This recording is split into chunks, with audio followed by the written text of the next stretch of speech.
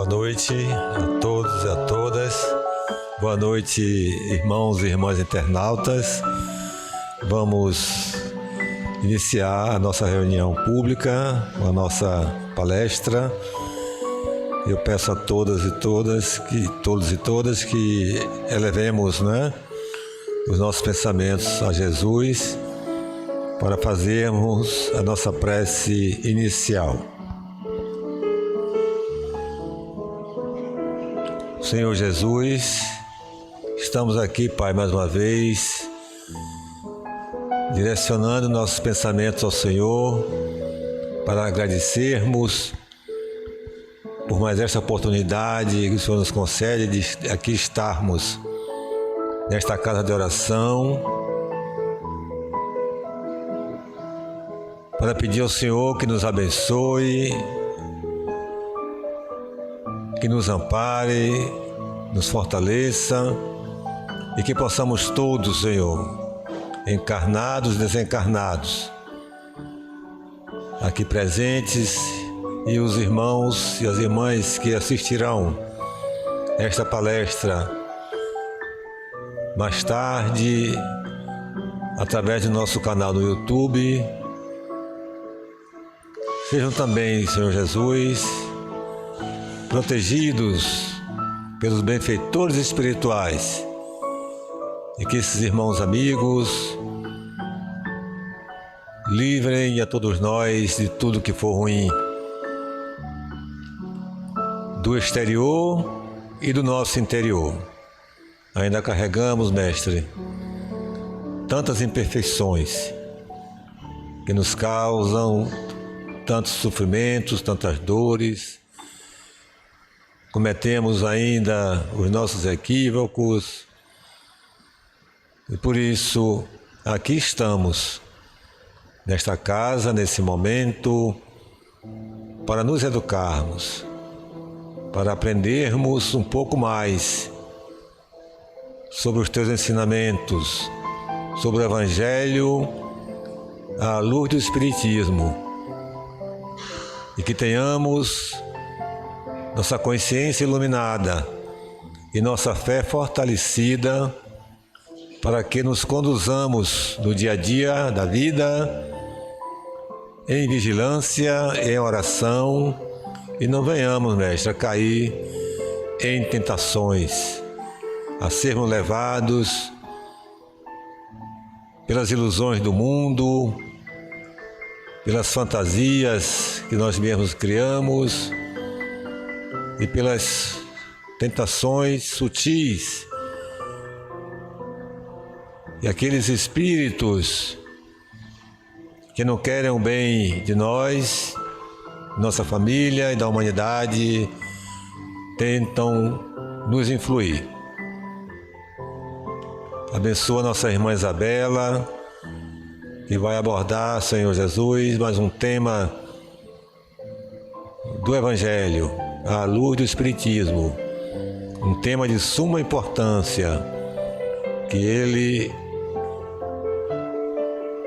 aborda, trata da questão da salvação dos ricos, ou seja, do nosso apego às coisas materiais que impedem a nossa espiritualização.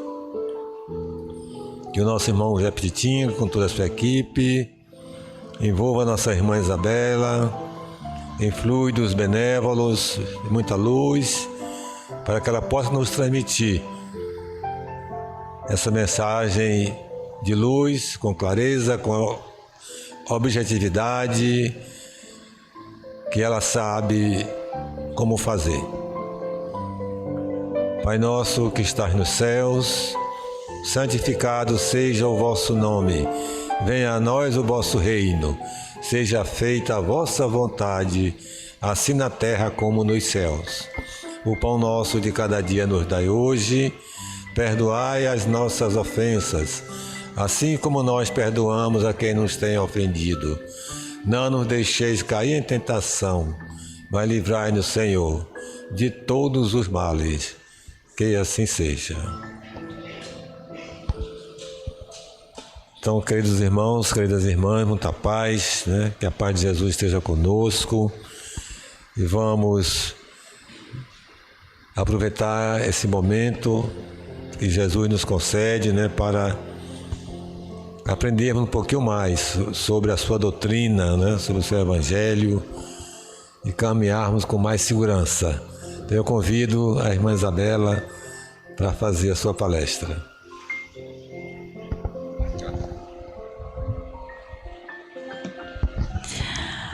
Boa noite, boa noite.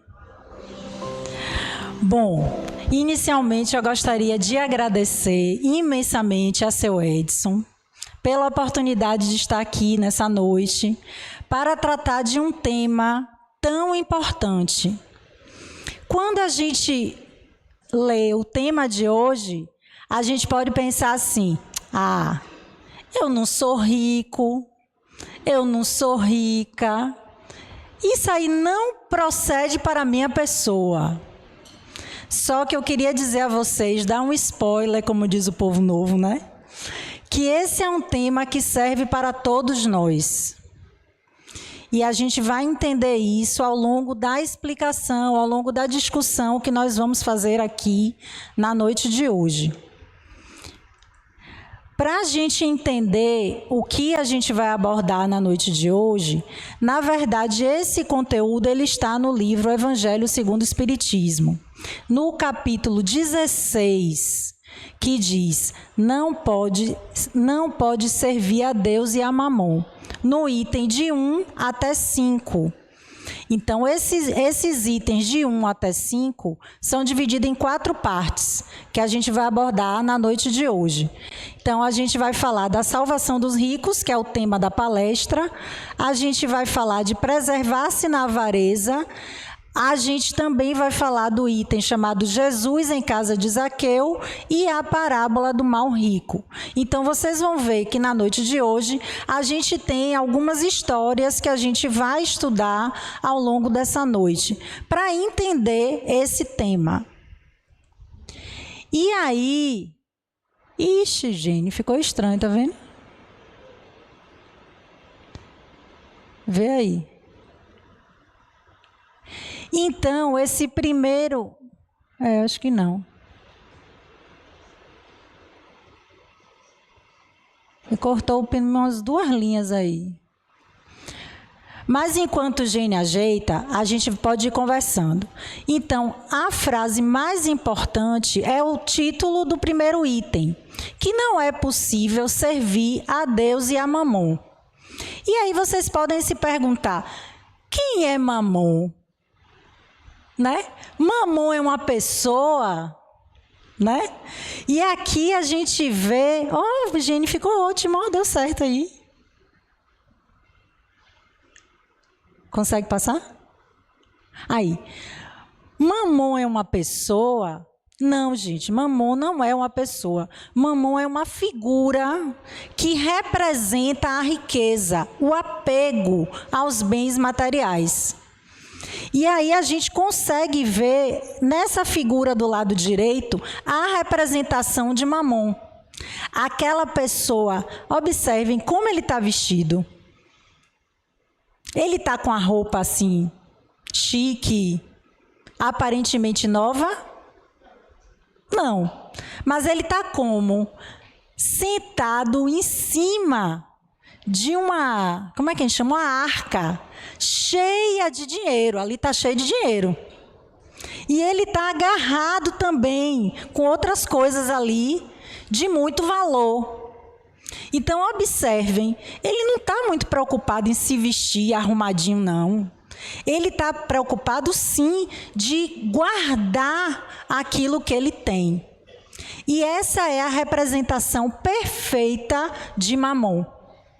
Então, por isso que essa passagem de Lucas, uma coisa também importante a ser dita, é que todo esse tema que a gente vai abordar hoje, diria que talvez 90% dele é escrito por Lucas, está no Evangelho de Lucas. Alguma pouca coisa no Evangelho de Mateus e no Evangelho de Marcos, mas a grande maioria aí está escrito no Evangelho de Lucas.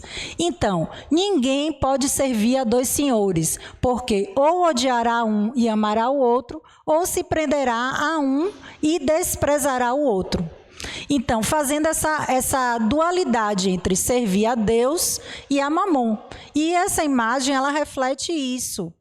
A gente precisa escolher o que é que a gente quer. Então, como o seu Edson falou no comecinho, esse tema, ele trata do apego excessivo que a pessoa pode ter pelo dinheiro. E é desse jeito que a gente não consegue se aproximar de Deus, por conta desse apego excessivo que a gente pode ter. E aqui também, ó, Gene. E aí, uma outra pergunta que ele diz, né? Bom mestre, aí também cortou um pedaço grandão aí, Virgínia. Diz assim, é um mancebo que ele está conversando com o mestre Jesus e ele pergunta, bom mestre, que devo fazer para adquirir a vida eterna? E aí o que foi que Jesus respondeu? Por que me chamas bom? Porque ele chama bom mestre. Por que me chamas bom? Bom só Deus o é. Se queres entrar na vida eterna, né? Guarda os mandamentos. E aí ele pergunta, que mandamentos? E aí ele diz, não matarás, não cometerás adultério, não furtarás, não darás testemunho falso, honra teu pai e tua mãe e ama teu próximo como a ti mesmo.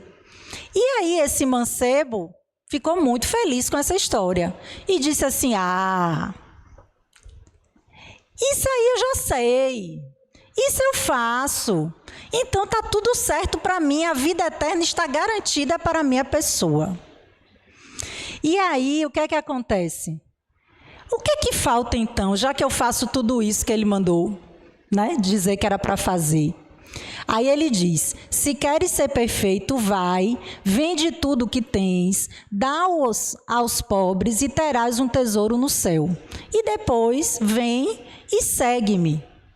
Ouvindo essas palavras, o moço se foi todo tristonho. Disse, ixi, perdi a possibilidade de ir para o reino dos céus. E aí Jesus disse aos seus discípulos, digo-vos em verdade que bem difícil é que um rico entre no reino dos céus. E ainda uma vez vos digo, é mais fácil que um camelo passe pelo buraco de uma agulha do que entrar um rico no reino dos céus. Quem disse isso está em que evangelho? No evangelho de Mateus, no evangelho de Lucas e no evangelho de Marcos. E aí, gente, uma coisa que eu venho observando ao longo desses anos, assim, que eu venho me debruçando um pouco mais em estudar. A gente percebe que o evangelho não pode ser lido assim. Pegar o livro, pegar a Bíblia ou pegar o evangelho segundo o Espiritismo e ler. Porque os ensinamentos são muito profundos. A gente precisa de um tempo e, de preferência, não fazer isso sozinho. Você ter aí um apoio de outras pessoas que vão discutir com você a palavra de Jesus. Porque Jesus falava de forma muito subjetiva muitas vezes. E quando você lê essa mensagem como ela está escrita desse jeito, o que é que você conclui? Que se for rico, como diriam os católicos, vai para onde? Para o inferno. E se for pobre, vai para o céu. E não é bem isso que Jesus queria dizer. A mensagem que Jesus queria passar era muito mais profunda do que esta simplicidade de que rico vai para o céu e o pobre vai, ou ao contrário, que o rico vai para o inferno e o pobre vai para o céu. Certo? E é isso que a gente vai discutir na noite de hoje. E aí eu coloco aqui primeiro essa imagem da história que era mais fácil o camelo passar pelo buraco de uma agulha do que o rico entrar no reino do céu. E aí quem lê isso, pensa o quê? No bicho camelo, como vocês estão vendo aí. tentando passar por um buraco de uma agulha, que é uma coisa impossível, né? Imagina o tamanho dessa agulha para caber um camelo passar. Na verdade, a gente ainda tem que considerar essa escrita de todos esses evangelistas, como foi feito isso. Todas as traduções, toda a realidade ali daquele povo, como aquele povo escrevia. E aí tem uma nota de rodapé no Evangelho segundo o Espiritismo que explica isso. Que quando se diz camelo, não é camelo bicho. Que para os hebreus, como está dito aí, a mesma palavra que é usada para o bicho camelo é usado também para cabo ou corda.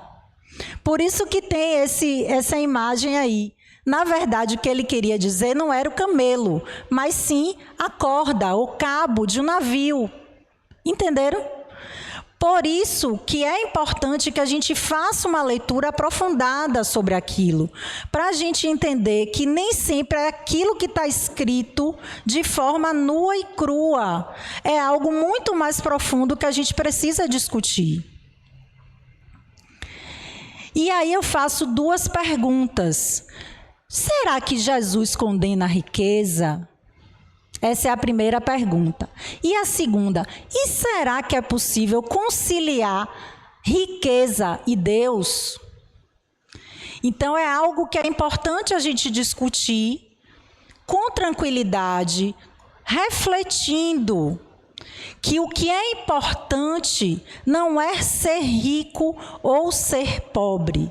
O importante de quem é rico é saber como lida com o dinheiro. Então, isso é algo que é muito importante para a gente refletir. E não necessariamente a pessoa precisa ser muito rica, porque você pode fazer uma correlação de riqueza com o outro.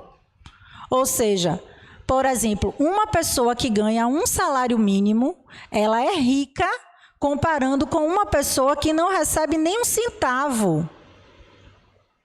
Então, é algo para a gente refletir. Aí a gente tem aqui, será que Jesus condena a riqueza? Claro que não, até porque nós precisamos de dinheiro para sobreviver. Nós temos necessidades básicas para suprir. A gente precisa comer, a gente precisa de uma casa, a gente precisa de segurança, a gente precisa de itens de necessidade para sobreviver. E uma pessoa que é rica, ou seja, que tem a mais do que a maioria tem, ela pode ajudar muita gente. E quantos exemplos nós temos assim? De pessoas que têm uma condição financeira melhor e que conseguem ajudar tantas pessoas a partir disso, né? E aqui, outra coisa que eu achei super interessante são os tipos de riqueza, porque a gente entende, no geral, que a riqueza ela se restringe à riqueza financeira, ou seja, quanto a gente tem de dinheiro. Só que, na verdade, não é só isso. Você tem outras possibilidades de riqueza que a gente precisa considerar. Então, a gente tem a riqueza física. Eu achei engraçado, na sexta-feira, eu mediei um convidado que ele me disse assim, eu me considero saudável. Ele tem quase 80 anos. Gente, isso é riqueza. A pessoa ser saudável é muita riqueza, sabe? E aqui a gente tem a riqueza moral, importantíssima também. A riqueza social. Hoje em dia está provado cientificamente que quando você envelhece e você tem essa riqueza social, isso faz muita diferença. Não só para quem envelhece, como todos nós. Como é bom você ter alguém que você pode contar, que você pode ligar, que você pode receber um abraço, que você pode encontrar e saber que aquela pessoa gosta de você. Isso é também riqueza, né?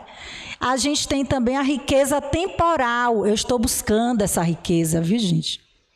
Tá difícil para minha pessoa essa riqueza de tempo. E a gente sabe que tem muita gente nessa mesma pegada, né? E a riqueza espiritual, que é algo também que nós todos que estamos aqui estamos buscando isso. tentando ser um pouquinho melhor a cada dia. E aí a gente tem uma comparação dessa riqueza material e dessa riqueza espiritual. Observem essa imagem. Como é que está essa balança? Está equilibrada ou está desequilibrada? Está equilibrada. Então, observe que nesse caso aqui, se formos pensar que aqui é uma pessoa, essa relação que a pessoa tem com o dinheiro é uma relação equilibrada. Ou seja, ela consegue lidar bem com o fato de ter dinheiro. E aí eu falo mais uma vez, não precisa ser muito dinheiro não para a pessoa ficar meio desequilibrada, viu, gente? Às vezes um pouquinho de nada mais que se ganha de dinheiro faz com que a pessoa perca completamente o equilíbrio e põe em risco, inclusive, a própria relação familiar. A gente vê aí, por exemplo, pensando casos de marido e mulher, tem casos que muitas vezes ou o marido ou a mulher ganha um pouco mais e acha que pode humilhar o parceiro ou a parceira, simplesmente porque a pessoa tem um rendimento maior do que o outro.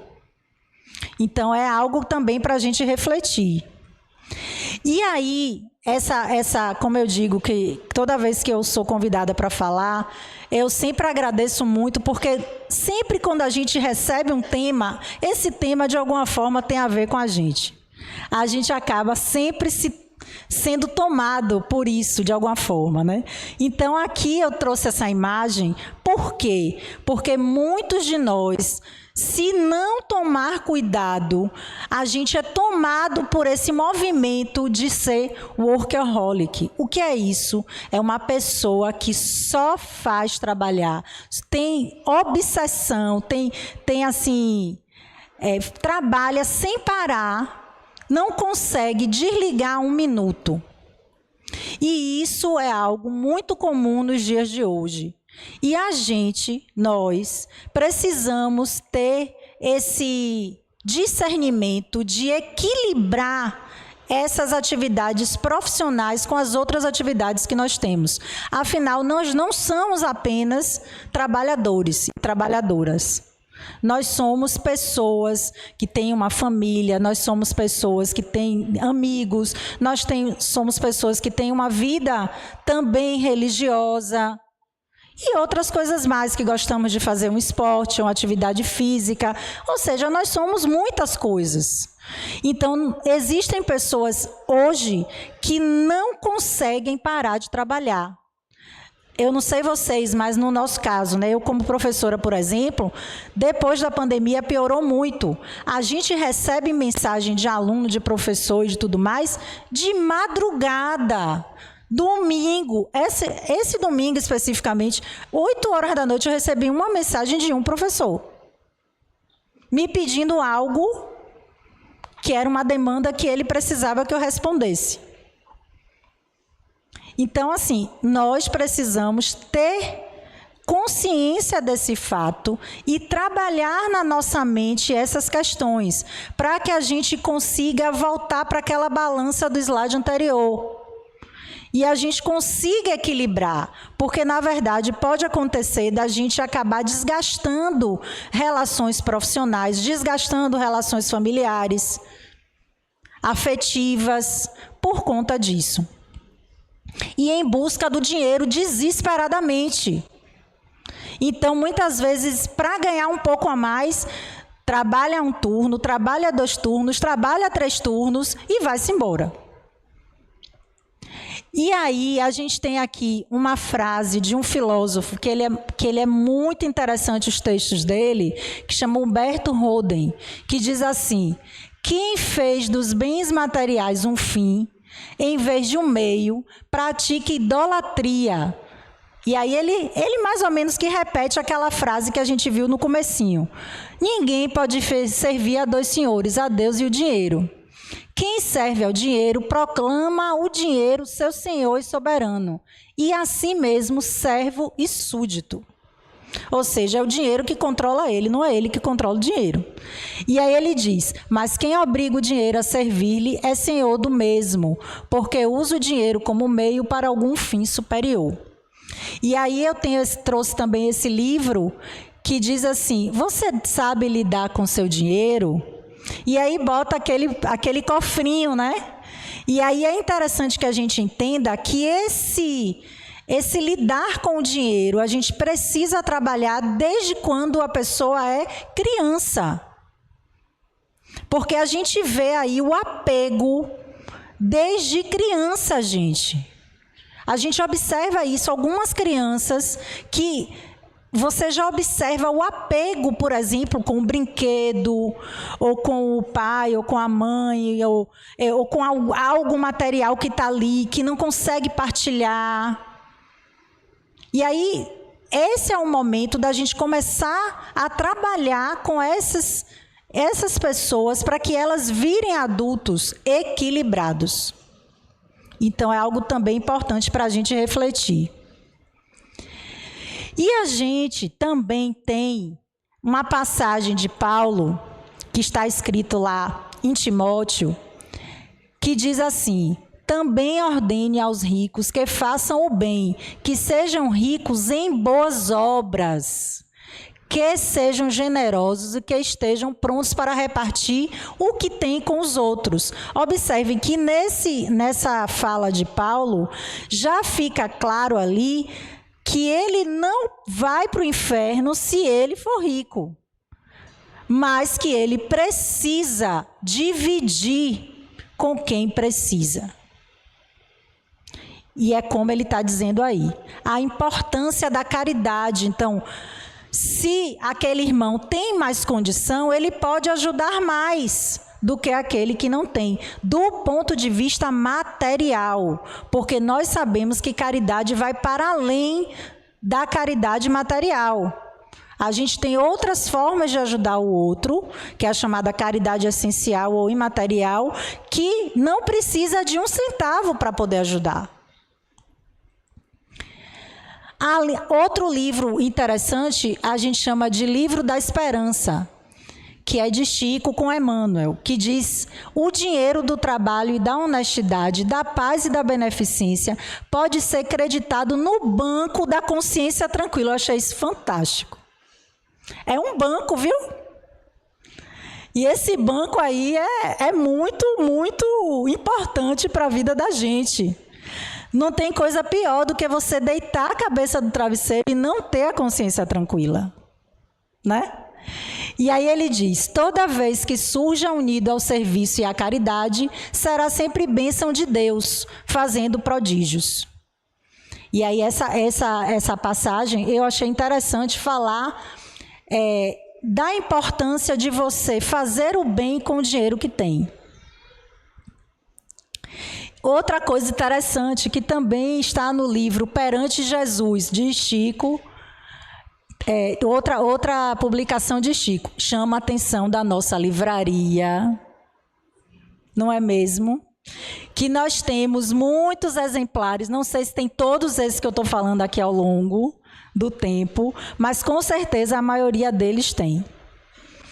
E nesse livro especificamente, que fala sobre remuneração espiritual, que a gente pode pensar, mas só existe remuneração financeira, né? Não, existe uma remuneração espiritual, que eu não sei se vocês já leram, já ouviram sobre isso, que diz o seguinte, se eu tenho um débito do passado, sério, que eu vim aqui para resolver, se eu pratico a caridade, se eu faço bem, eu tenho aí um desconto no banco, nessa remuneração espiritual.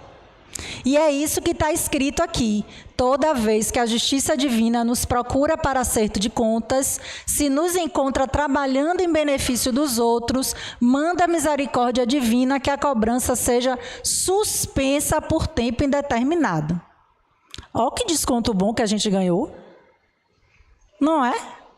Então, isso é algo para a gente também pensar na importância de fazer a caridade. E é algo que é provado, gente. Quem faz a caridade é quem mais se beneficia. Isso é algo que já está provado mesmo. Como a pessoa, vamos dizer assim, se beneficia em todos os sentidos, inclusive da saúde.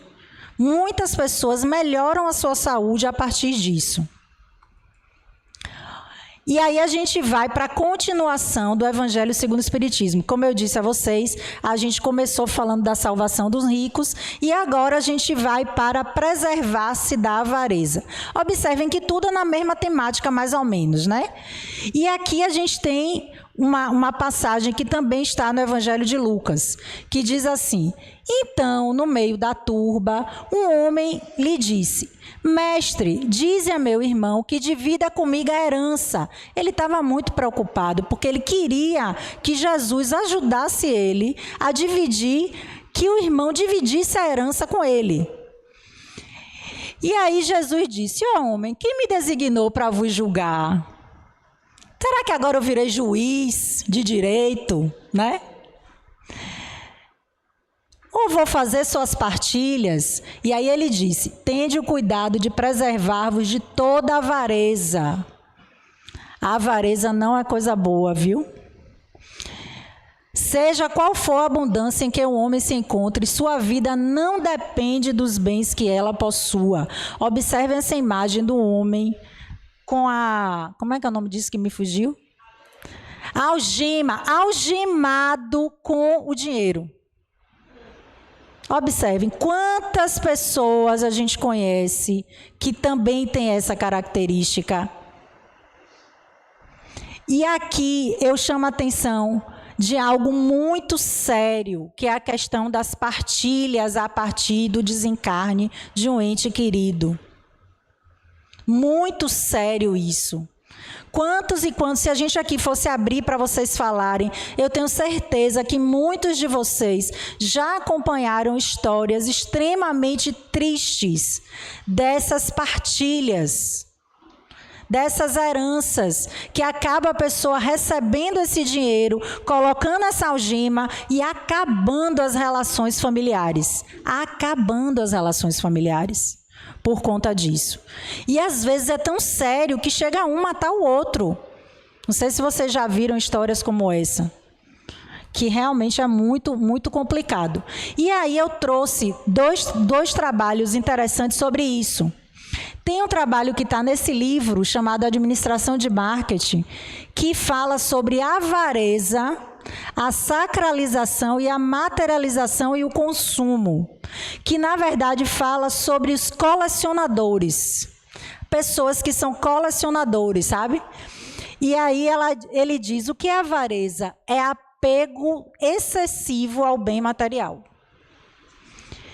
E aí ele trabalhou com o comportamento e o consumo do colecionador. Ou seja, o que é que ele queria? Entender como é que essa pessoa lida com esses bens que ele coleciona. Tem gente que coleciona de tudo. Das coisas mais simples, aquelas coisas mais excêntricas, né? Mais diferentes. E aí, uma coisa que eu achei fantástica nesse trabalho que eu li, diz assim: ocorre preenchimento de lacunas emocionais. Isso eu achei tão profundo. Ou seja, a pessoa coleciona para suprir um vazio existencial.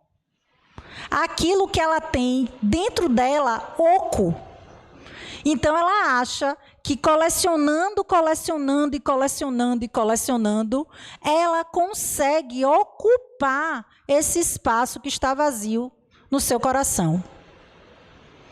E observem que é uma busca sem fim, porque essa coleção não acaba nunca. O tempo todo a pessoa está ali buscando e um e outro. Estou querendo dizer aqui, então eu não posso colecionar nada, né? Não, lógico que não. A gente tem algumas coisas que a gente gosta de colecionar, né? Eu adoro imã de geladeira. Tem um negócio que a gente coleciona lá. Como é o nome, Ricardo, que tem lá na geladeira? Não, aquele que a gente bota para abrir... Ajuda, amor, que eu esqueci. Que a gente abre garrafa, que eu esqueci agora o nome. Abridor de garrafa. E aí, A gente tem uns na geladeira. Mas não é um negócio doentio, gente. É aquilo que eu volto ao começo. É o equilíbrio. Colecionar vai me fazer ficar muito ruim, vai me fazer perder essa remuneração espiritual? Não. Mas aquele colecionador compulsivo, que muitas vezes deixa de comer para comprar algo, para ele colecionar, sim, isso é algo que a gente tem que prestar atenção, né? E aí ele fez a conexão entre o colecionador, o consumo e o comportamento. Ele investigou 79 colecionadores. E aí, qual foi a conclusão, quais foram os resultados que ele encontrou? Que cada colecionador tem um ritual na sua coleção. Isso eu achei também bem interessante. Que eles têm representação simbólica e que despertam uma gama de sentimentos e emoções. Ou seja, quando ele está ali com aquela coleção dele, aquilo ali é como se fosse algo assim profundo, muito importante para ele, na tentativa de preencher o vazio. E aí eu tenho uma teoria, que esse vazio não consegue preencher. Que eu acho que tenta dar aquele prazer momentâneo, mas que depois aquilo se esvai. Isso aí é uma teoria minha, não está escrito lá não. E outro trabalho também que eu encontrei, que é uma revista jurídica falando sobre herança, especificamente, que diz assim: herança da modernidade nos conflitos e a mediação como o encontro com o outro. Porque existe uma figura jurídica do mediador, não sei se vocês já ouviram falar. Então, é uma pessoa, no geral, um advogado, que na hora H faz esse diálogo com as partes. E aí esse trabalho ele mostra a importância desse mediador. E aí a gente percebe que esse mediador pode ser também alguém da família, nesse processo da discórdia. Ou seja, pode ser algum familiar mais equilibrado que pode fazer essa intermediação de diálogo entre os membros daquela família. E aí ele diz assim: são desconfortos oriundos da dificuldade de compreender o outro. Ou seja, você só consegue perceber aquilo que é seu. Você não consegue perceber aquilo que vem do outro. Observem naquela história anterior do Evangelho de Lucas, que ele diz: Jesus, me ajude, diga a meu irmão para dividir comigo a herança. Então, observe, ele não consegue perceber o porquê esse irmão ele tem essa parte da herança. Antigamente, muitas vezes o irmão recebia uma parte maior quando era o irmão mais velho, porque ele assumia a família. Então, logicamente, ele precisava de recurso para fazer com que tudo daquela família pudesse caminhar. Não sei se foi o caso dessa história, mas o fato é que muitas pessoas têm dificuldade de observar o outro, só conseguem observar a si mesmo. E aí faz-se necessário o uso de alternativas que trabalham o reencontro dos laços interindividuais. E aí, conversando com uma colega, ela me disse que após a morte do pai, que nunca mais ela encontrou os irmãos. Nunca mais. Que ela não quer ter contato, que nunca mais ela encontrou os irmãos. Então pensem, se você tem uma família onde hoje, por exemplo, teve o desencarne do pai, teve o desencarne da mãe, os que ficam precisam estar juntos, precisam estar em harmonia. Vale a pena mesmo essa briga? São questões para reflexão. E aí a gente passa para a próximo texto, né, dentro dos itens da salvação dos ricos, que é a parábola do rico insensato. Essa parábola é muito interessante. Então, havia um rico homem cujas terras tinham produzido muito.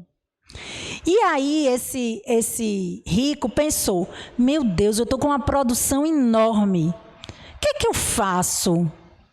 Aí qual foi a ideia dele? Eu vou ampliar o meu espaço para guardar essa produção, porque aí eu vou ter muito mais do que eu tinha antes. Foi o que ele fez. Aí ele disse, ó, demolirei os meus celeiros e construirei outros maiores. E aí eu vou guardar toda aquela produção lá dentro daquele celeiro. E aí direi à minha alma, olha o que ele disse à alma dele. Minha alma, tens de reserva muitos bens para longos anos. Repousa, come, bebe, goza. E aí Deus disse a ele, que insensato, viu, que é você. Esta noite mesmo tomar-te-ão a alma. Pensa aí, que situação. Depois de tudo que ele juntou para ele, igual aquela figura do começo lá do Mamon. E aí é o que acontece àquele que acumula tesouros para si próprio e que não é rico diante de Deus. E a gente vê isso nos dias de hoje. Parece maluquice, mas não é não, viu? Você vê produções sendo jogadas fora, que poderiam muito bem alimentar tantas famílias. E aí eu coloquei essa imagem aqui embaixo. Eu tive a oportunidade de ver uma situação dessa. Não é essa foto eu tirei da internet.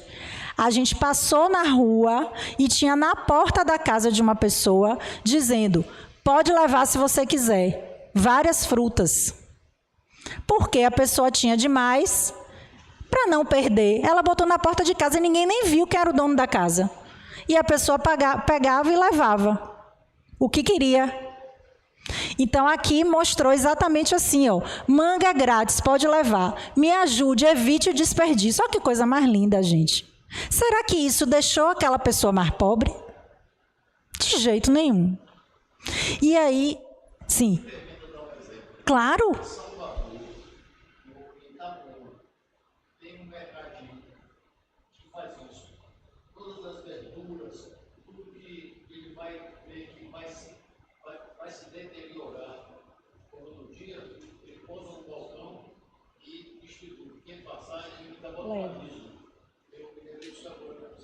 Tá vendo?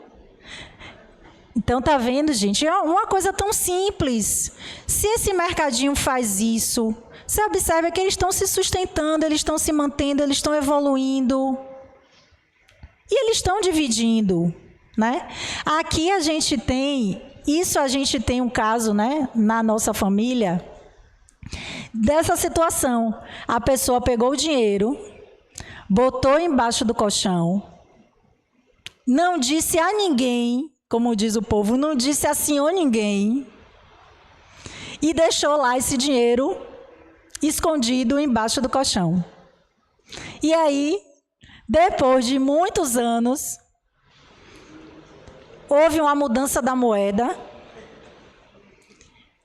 e aquele dinheiro que estava embaixo do colchão perdeu completamente o valor. Vejam que loucura isso. Parece filme, né? Mas é real. E aí a gente segue para o próximo item, que é o penúltimo, que é Jesus na casa de Zaqueu.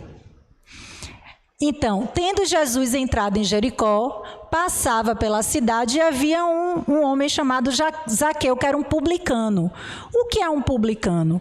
É aquela pessoa que recolhe os impostos, como vocês estão vendo nessa imagem aí de baixo. Então, observem que não era uma pessoa muito querida, né? Porque ela ia, muitas vezes, de porta em porta, obrigar a pessoa a pagar. E aí, realmente, era uma pessoa que não era muito querida naquela comunidade. E aí, ele queria muito ver Jesus, só que ele era pequenininho. Como ele era pequenininho, baixinho, qual foi a sugestão? Como tinha muita gente, qual foi a sugestão que ele encontrou? Subir numa árvore, nessa árvore chamada sicômoro, que na verdade é uma figueira, como vocês estão vendo nessa imagem daqui de baixo. Quando ele estava ali em cima daquela figueira, Jesus avistou ele, Jesus via tudo, né? Era incrível, no meio daquela multidão, ele conseguia enxergar todo mundo. E aí, o que é que ele fez? Ele disse a Zaqueu, Zaqueu, dá-te pressa em descer, pois que eu preciso que me hospedes hoje na tua casa. E Zaqueu ficou feliz da vida, porque ia hospedar Jesus. Porém, aqueles que acompanhavam Jesus, disse assim: ele foi hospedar-se na casa de um homem de má vida. Ou seja, esses acabaram dizendo assim: meu Deus, como é que Jesus vai parar na casa de Zaqueu, uma pessoa que faz tanta maldade com os outros? E aí segue a história. Zaqueu, pondo-se diante do Senhor, lhe disse: Senhor, dou a metade de todos os meus bens aos pobres, e se causei algum dano a alguém, indenizo 4 vezes. Ou seja, Jesus, a partir da sua presença, conseguiu tocar realmente no coração de Zaqueu e fez com que ele mudasse a forma com que ele via o mundo. Então, eu trago essa frase de Chico, que eu gosto muito, que diz assim: embora ninguém possa voltar atrás e fazer um novo começo, qualquer um pode começar agora e fazer um fim, um novo fim. Ou seja, ele fez maldade, ele atrapalhou muita gente, ele fez mal a muitas pessoas, sim, mas ele também teve a possibilidade de fazer um novo fim. Ou seja, ele conseguiu mudar a forma com que ele via o mundo. E aí Jesus disse: esta casa recebeu hoje a salvação, porque também este é filho de Abraão, visto que o Filho do Homem veio para procurar e salvar o que estava perdido. Olha que coisa mais linda. E isso também está no Evangelho de Lucas, como eu falei a vocês, como a grande maioria daquilo que a gente está discutindo na noite de hoje. E aí a gente tem nesse livro Vinha de Luz, também temos lá na nossa livraria, não é mesmo? Esse é um livro que eu indico toda a força. Pequenininho, tão legal, tem tanta coisa boa, a gente gosta muito dele para o nosso Evangelho no Lar. Ele é muito interessante, assim como toda a coleção Fonte Viva. Nesse caso aqui é o capítulo 52, que se chama Avareza, que diz assim: fujamos à retenção de qualquer possibilidade sem espírito do serviço. Olha que interessante que ele escreveu. As próprias águas benfeitoras da natureza, quando encarceradas sem preocupação de benefício, costumam formar zonas infecciosas. Isso me tocou profundamente, porque você vê que esse acúmulo de água onde não deveria acumular faz mal à saúde das pessoas. Por isso que a gente vê nesses casos de enchente, alguns desastres naturais graves, onde você tem aí um acúmulo exagerado de água. O que é que pode acontecer? Várias doenças acontecem, como a leptospirose, cólera e outras mais. Por quê? Água demais acumulada. Então, ele faz uma correlação desse excesso de água com a questão da avareza. E eu achei fantástica essa passagem do Vinha de Luz. E essa frase que está em Gênesis, que diz: lembre-se que és pó e ao pó retornarás. E aqui eu coloquei essa imagem, não sei se vocês conseguem perceber que essa lápide está um pouco maior do que o normal. Vocês estão percebendo isso? Parece uma lápide que tem 2 pessoas, né? Mas não, gente.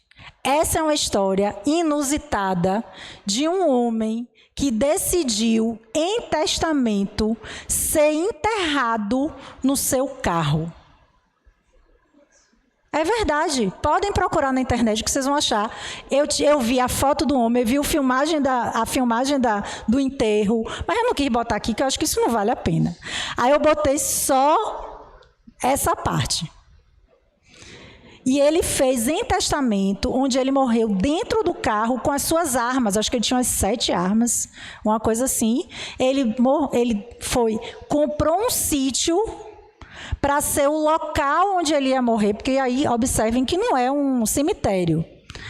É um sítio dele, onde ele pegou, fez em testamento, pedindo que quando ele morresse, para dividir os bens, que tinha que enterrar ele dentro do carro dele e com as armas dele. Então, observem isso. A gente não pode fazer juízo de valor porque a gente não sabe a história. Mas a gente faz um questionamento. Será que esse carro não poderia ajudar alguém? A mente dele, quando decidiu fazer isso, eu tinha vontade de conversar com ele para entender. Mas é algo de fato inusitado.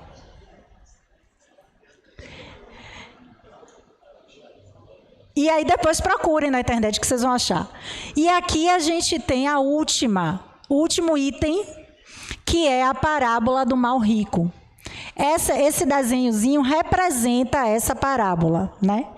Então, havia um homem rico que estava ali de púrpura ou de lilás e linho, muito chique, e que se tratava magnificamente todos os dias. E lá fora, como vocês estão vendo, tinha Lázaro, todo cheio de feridas, não tinha ninguém que cuidasse dele, e ali o cachorro lambia muitas vezes as suas feridas. E ali, o que é que aconteceu? Esse pobre morreu e foi levado para o seio de Abraão. E o rico também morreu.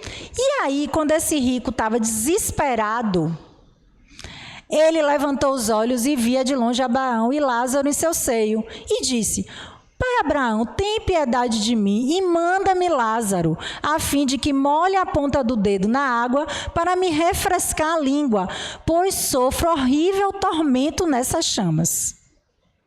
Então mandou chamar Lázaro para ajudar ele, que ele precisava de ajuda. E aí a história continua. Observem aí. Observem este homem rico como está lá sentado, confortavelmente, cheio de comida ali na mesa. E ali Lázaro, coitado, sentado no chão, sofrendo, todo cheio de ferida, com fome, enfim. E aí segue. Abraão lhe respondeu: lembra-te que recebesse teus bens em tua vida. E Lázaro, coitado, recebeu o quê? Muito sofrimento. E aí ele vai estar agora sendo consolado. E aí existe um grande abismo entre Lázaro e esse homem. Por que existe esse abismo? Devido à forma com que esse homem andou enquanto estava encarnado. Como foram as ações dessa pessoa? E aí ele disse: Pai, que eu mandes à casa do meu pai, pois tenho 5 irmãos, para que eles dê o testemunho e não suceda, venham também eles a parar nesse lugar de tormentos. Ou seja, ele já entendeu que os irmãos iam passar pela mesma situação que ele viveu. Então ele disse: então avise aí a meus irmãos, por favor, para poder evitar que eles sofram, para ver se dá tempo de fazer igual aquela frase de Chico, né? De fazer um novo fim, né? E aí ele disse: eles lá têm Moisés e os profetas, ouçam-nos. E ele diz: não, pai Abraão, mas se for a eles algum dos mortos, hão de fazer penitência. E aí ele disse a Abraão: se eles não dão ouvidos a Moisés e aos profetas, tampouco se deixarão persuadir, ainda que ressuscite alguns dos mortos. Ou seja, é um caminhar que a gente precisa fazer. E eu trouxe aqui algumas reflexões sobre essa parábola, que é a diferença entre ser e ter. A gente precisa fazer essa reflexão. Há uma diferença muito grande no ter e no ser. E há um movimento excessivo no ter e pouca preocupação em ser. E nós precisamos ter isso em mente e todo dia trabalhar isso nas nossas mentes. A questão de ser rico ou de ser pobre, como a gente discutiu mais cedo, não é o fato de ter dinheiro ou não ter dinheiro, é como a gente lida com esse dinheiro. O exercício da caridade, a importância dessa caridade, de todas as formas que a caridade permite. O apego à matéria, a consciência sobre a vida eterna, a questão do mundo espiritual. Nós precisamos compreender que nós estamos aqui de passagem. E nós precisamos entender que nós estaremos em breve no mundo espiritual. Porque é em breve. É pouquinho tempo que a gente fica aqui, considerando toda a eternidade, né? E tudo que nos prende aqui será motivo de sofrimento na erraticidade. Então, ainda na sexta-feira, no Evangelho no Lar Online, que eu convido vocês para participar conosco, o nosso convidado dizia que fazendo um trabalho de escuta de irmãos desencarnados, que tinham irmãos com mais de 30 anos que desencarnaram e que seguiam apegados aos bens materiais, preocupados com as suas coisas materiais que ficaram na Terra. E ali, sem conseguir se desprender. E isso é uma realidade que a gente vê. E aqui eu mostro essa imagem. Eu tenho certeza que todos nós aqui, se a gente abrir o nosso guarda-roupa, se a gente abrir o nosso armário ou a nossa despensa, a gente tem algo que pode ser compartilhado. A gente já discutiu aqui uma outra oportunidade. Caridade se aprende a fazer fazendo. A gente não acorda e diz, virei caridoso, não. A gente aprende. É um dia por mês, depois é um dia por semana, depois é um dia a cada 2 dias, até que seja um dia todo dia, ou mais de uma vez ao dia.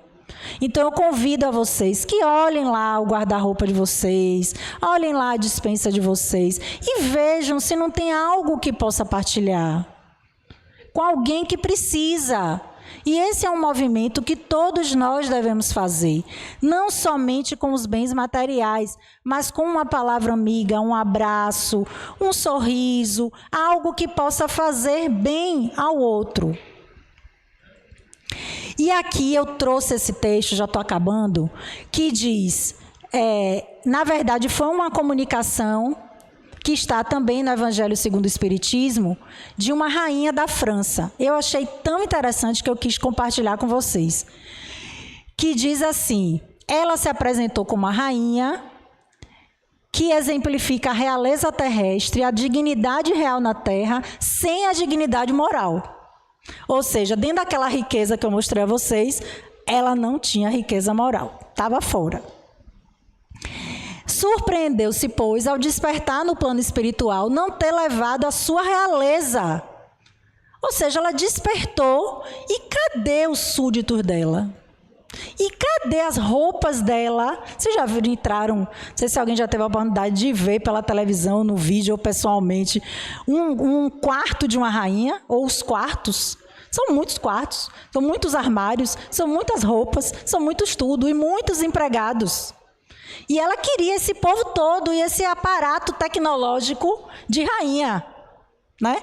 Só que o que é que aconteceu? Não teve. E aí ela disse, muito mais ainda ao ver, muito acima dela, homens a quem desprezara por não serem sangue nobre. É a mesma história anterior do rico e do Lázaro.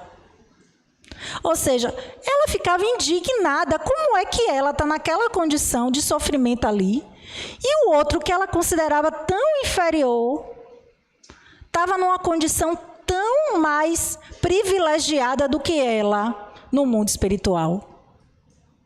E isso está no Evangelho segundo o Espiritismo, no capítulo 2, no item 8.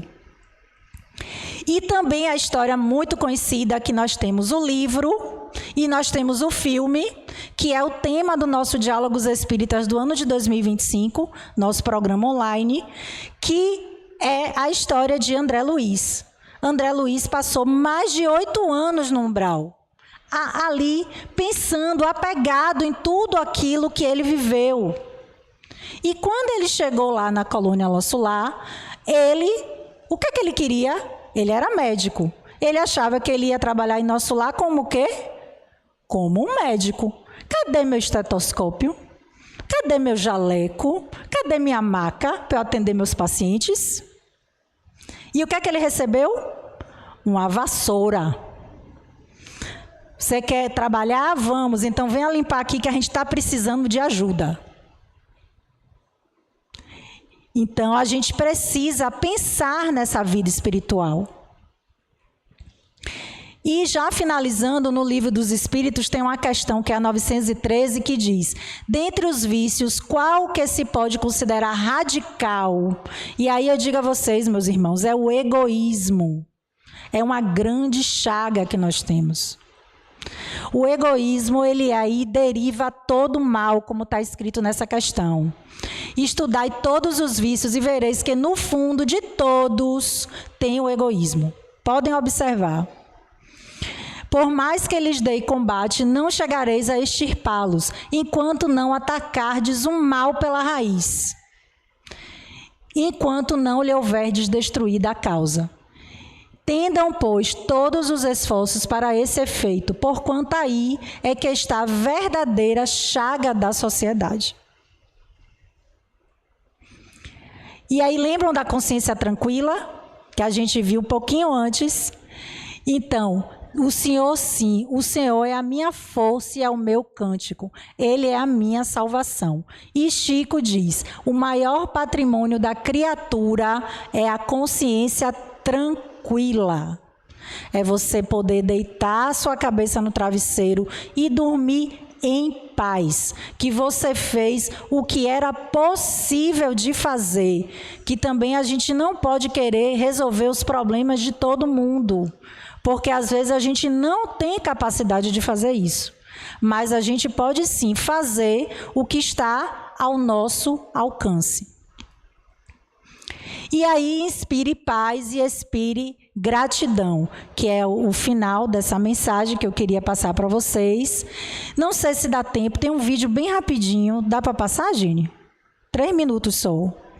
É um vídeo que mostra Chico falando. Se vocês não acreditam em mim, Chico, vocês vão acreditar, né?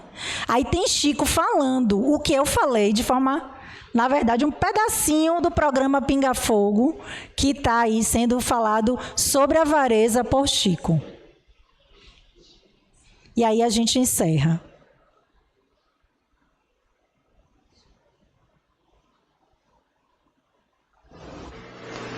Os avarentos, realmente, vamos dizer, os sovinas, realmente sovinas, são espíritos doentes. Nosso Emmanuel costuma dizer: a criatura que amontoa e amontoa e amontoa os recursos materiais sem nenhum proveito no trabalho, na educação, na beneficência, no socorro em favor dos seus semelhantes, ela está desequilibrada. Essa pessoa que assim procede está doente. E de certo que na próxima reencarnação enfrentará os resultados desse desvio da realidade, porque os espíritos amigos consideram o dinheiro como sendo o sangue da sociedade. Quando nós paralisamos a corrente, a circulação monetária absolutamente em proveito do nosso egoísmo, quando colocamos o dinheiro a um canto, simplesmente sem programa, só para que o dinheiro funcione em proveito dos nossos caprichos, nós estamos operando no organismo social aquilo que nós chamamos de trombose na circulação do sangue. Impedimos a circulação e vamos pagar as consequências do nosso ato impensado. Agora, não podemos de maneira nenhuma, dizem os nossos amigos espirituais, condenar o dinheiro de modo algum, desfigurar a missão do dinheiro a pretexto de que os nossos irmãos abastados estejam em condições de felicidade maiores do que as nossas. Nós devemos compreender os nossos irmãos que desfrutam a riqueza material como administradores dos bens de Deus. E tantos deles, mas tantos deles se fazem nossos benfeitores, criando trabalho, estimulando a caridade, auxiliando a educação, fundando escolas, protegendo crianças desamparadas, salvando enfermos, desprotegidos, de modo que nós precisamos valorizar os nossos companheiros que são portadores da fortuna material, cooperando com eles para que eles possam administrar bem esses recursos, porque eles são profundamente dignos diante do Senhor, como também aqueles companheiros pobres que são mais pobres, vamos dizer assim, porque nós todos somos ricos diante de Deus. Deus nos fez a todos ricos de saúde, ricos de força, de esperança, de fé. E a palavra pobre, ela é um tanto imprópria em nossa conversação. Então é isso, gente. Agradeço de coração essa atenção de vocês na noite de hoje. E passo a palavra aqui agora para seu Edson.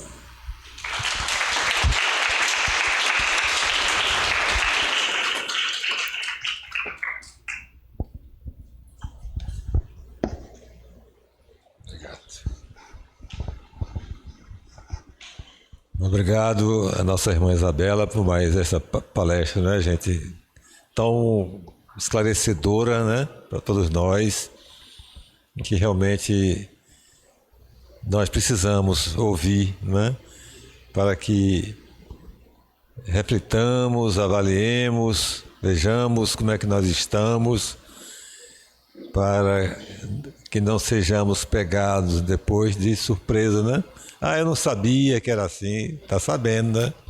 Então, a gente sabe que não é fácil, né? O desapego às coisas materiais não é fácil, a gente temos consciência disso, todo mundo tem, mas é possível, né? Vamos equilibrar, né? A balança, né? Nem muito para um lado, nem muito para o outro. No meio ali certinho, o fiel da balança ali, marcando o equilíbrio. Pronto. O segredo é esse aí, né? Estamos aqui na matéria, estamos na carne, então temos que viver de acordo com a matéria, de acordo com a carne. É o que está no Evangelho, né? O homem no mundo. Então vamos viver de acordo com o homem no mundo, com as regras e tudo mais. Mas sem esquecer que somos espíritos também, e vamos investir um pouco em nosso lado espiritual. Então, meu irmão, muito obrigado, gratidão a você, né? Pelo seu trabalho, por sua pesquisa, né, que abrilhantou muito a mensagem evangélica. Então, meus irmãos, minhas irmãs, que levemos, né, em nossos corações, em nossas consciências, tudo que ouvimos, né, na noite de hoje, e multipliquemos, né? Falemos com outras pessoas, nossos entes queridos. Se não quisermos usar a palavra, vamos dar o exemplo, né? Que é muito mais importante do que a palavra, de sorte que sejamos úteis também. Sejamos úteis também, que seja o mais importante isso aí. Tá bom? Então, vamos aos nossos avisos. Eu vou fazer logo o sorteio do livro. O título é Cartas ao Trabalhador Espírita, né? Muito bom, né?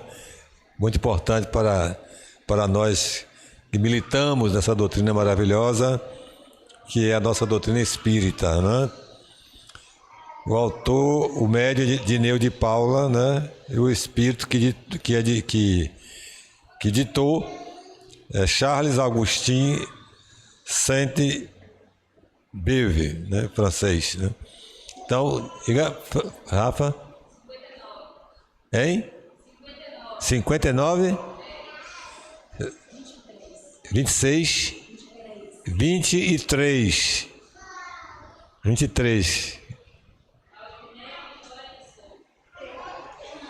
É, né? Parabéns, né? Você, pessoa séria. Uma grande trabalhadora aqui, né? Da casa.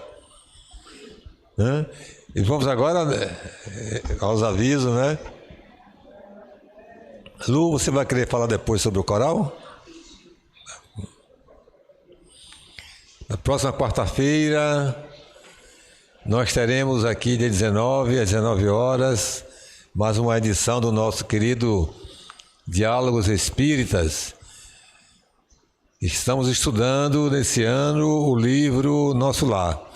Vamos estudar os capítulos 11 e 12, que vai tratar da questão do umbral, né? Um lugarzinho que nós todos vamos passar por lá, viu? Todo ser humano, se sai daqui da Terra, passa pelo umbral e depois vai seguir sua caminhada. Mas todos nós passamos pelo umbral. E a permanência lá no umbral vai depender de cada um, né? Dentro daquilo que Jesus ensinou, né? A semeadura é livre, mas a colheita é obrigatória, né? A cada um segundo as suas obras. Isso aí, gente, é inexorável. Ninguém foge, é da lei de Deus. Então vamos, quarta-feira, né? Aproveitar e assistir mais uma edição do nosso Diálogos Espíritos, que teremos nossa irmã Isabela mais uma vez, né, como mediadora, e nossa querida irmã Ana Cláudia Mello como convidada.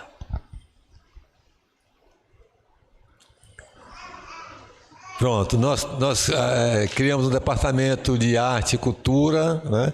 O nosso coral está sendo já agilizado. Nossa irmã Luciane vai falar um pouco sobre coral. Vou ser bem breve hoje, por conta do horário. Então, boa noite a todos e todas. O nosso coral começa amanhã, tá, gente? Quem ainda não se inscreveu, se inscreve. As meninas ali na recepção estão com a ficha de inscrição. Quem não puder se inscrever hoje, vem amanhã. Convidem outras pessoas para estarem conosco, tá? Podem vir para fazer uma aula por experiência. Eu tenho certeza que vocês vão gostar. Gustavo é maravilhoso. Ele que é o regente, será o regente do coral. Então, todas as terças-feiras do dia das 20, desculpem, às 21h30, tá bom? Contamos com vocês, participem e tragam outras pessoas também. Não precisa ser cantor, cantora, né? O coral é um coletivo, né? O maestro vai educar, né, a nossa voz, né? E de sorte que qualquer pessoa pode participar do coral, viu? Não tem problema nenhum. Os cantores de banheiro, as cantoras de banheiro, né? Podem se fazer presentes. E é uma coisa muito agradável, gente, tenho certeza disso. Porque a música, né, é sempre maravilhosa. Pronto? E a caravana, a caravana, olha a parte da caravana.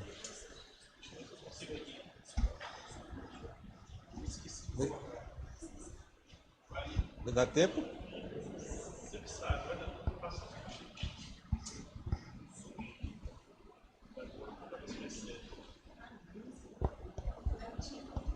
Nós temos um evento federativo, gente, todo ano, né? Coordenado pela FEB, Federação Espírita do Estado da Bahia, que é a Caravana Baiana da Fraternidade.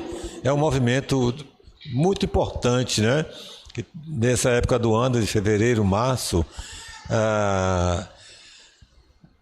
as casas espíritas, né, de acordo com cada região, né, se encontram, né, fraternalmente para dar um abraço de irmãos, né, de companheiros, para falarem de seus trabalhos, para se comentar, se estudar as diretrizes da Federação Espírita do Estado da Bahia, que é nossa casa máxima, né, no Estado, e que orientam como as casas espíritas devem trabalhar, né, durante o ano que está começando, qual o tema central e tudo mais, né?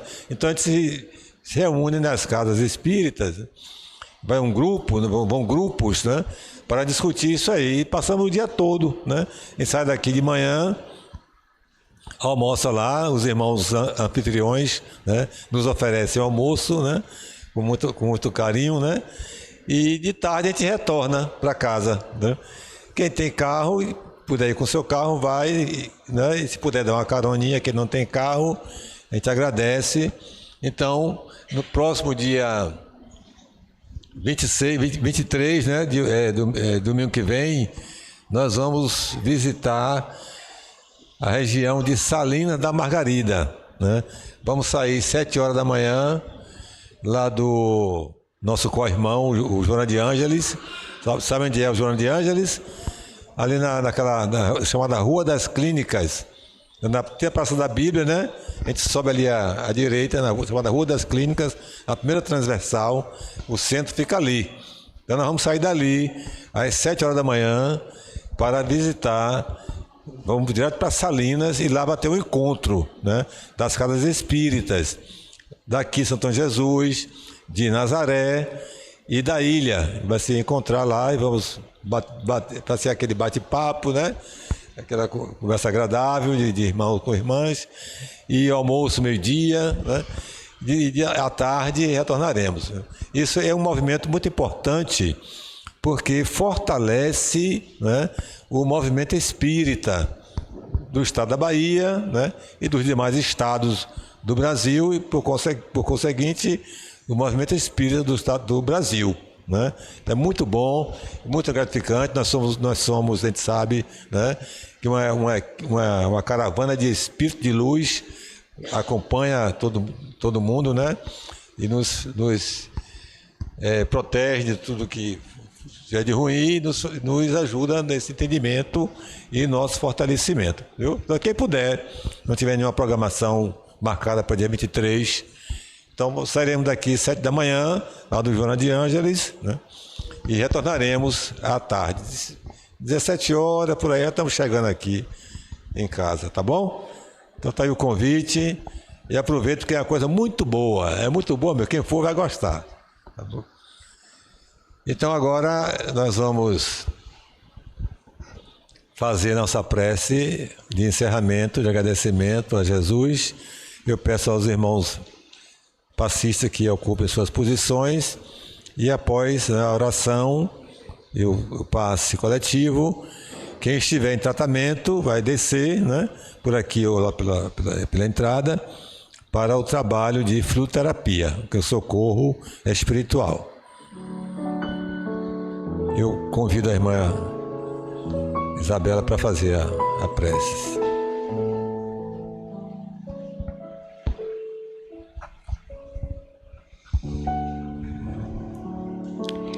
Querido Mestre Jesus, nós agradecemos pela oportunidade de estarmos aqui nessa noite, pela oportunidade de ouvir os seus ensinamentos, pela oportunidade de nos fortalecer.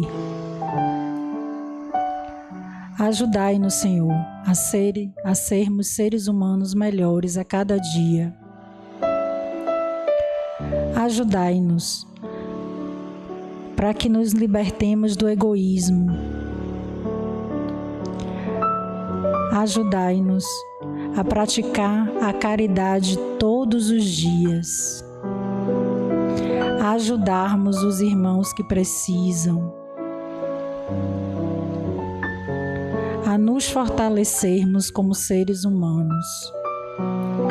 A nos prepararmos melhor para a vida espiritual. Fazei, Senhor, com que continuemos estudando o seu Evangelho, para que possamos aprender a cada dia com os seus exemplos, os seus ensinamentos. Permanecei conosco todos os dias. Pai nosso, que estais nos céus, santificado seja o vosso nome. Venha a nós ao vosso reino. Seja feita a vossa vontade, assim na terra como nos céus. O pão nosso de cada dia nos dai hoje sempre. Perdoa, Senhor, as nossas ofensas, assim como nós perdoamos a quem nos tem ofendido. E não nos deixeis cair em novas tentações, mas livrai-nos de todo o mal, que assim seja.